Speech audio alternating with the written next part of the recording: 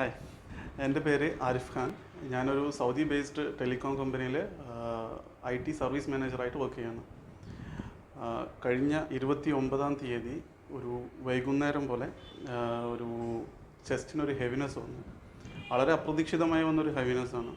ഞാൻ അത് ജസ്റ്റ് ഒന്ന് ടെസ്റ്റ് ചെയ്യാം, കൺസൾട്ട് ചെയ്യാമെന്ന് കരുതിയിട്ട് ഇങ്ങോട്ട് വന്നതാണ്. തൊട്ടടുത്ത് വൈഫിൻ്റെ വീട്ടിൽ നിന്നായതുകൊണ്ട് തൊട്ടടുത്ത് ഇവിടെ തിരൂർ കാരുണ്യ ഹൃദയാലയയിൽ വന്നതാണ്.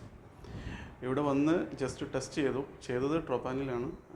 ട്രോപ്പായി ചെയ്ത ഉടനെ അതിൽ അലാമിംഗ് ആയിട്ടുള്ള ലെവലിൽ റിസൾട്ട് ഉണ്ടായിരുന്നു.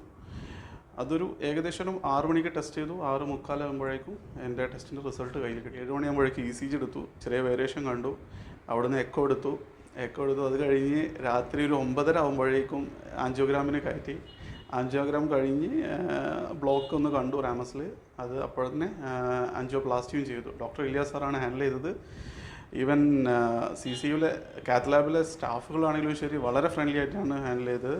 അവരെന്നോട് സംസാരിച്ച് എൻ്റെ അടുത്ത് കാര്യങ്ങളെല്ലാം പറഞ്ഞ് മനസ്സിലാക്കിയിട്ടാണ് ചെയ്തിട്ടുള്ളത്.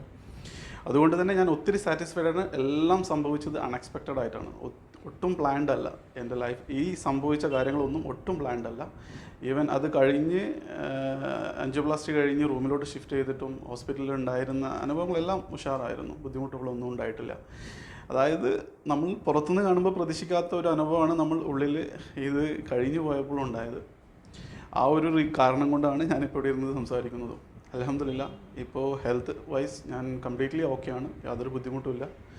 ഞാൻ ഇന്ന് ഫോളോ അപ്പ് കൺസൾട്ടേഷൻ വന്നാണ്. അവിടെ നിന്നും എല്ലാം ഓക്കെയാണ്, ബുദ്ധിമുട്ടുകളൊന്നുമില്ല. വളരെ നന്ദിയുണ്ട് കാരുണ്യ ഹൃദയാലയക്കും കംപ്ലീറ്റ് ടീമിനും.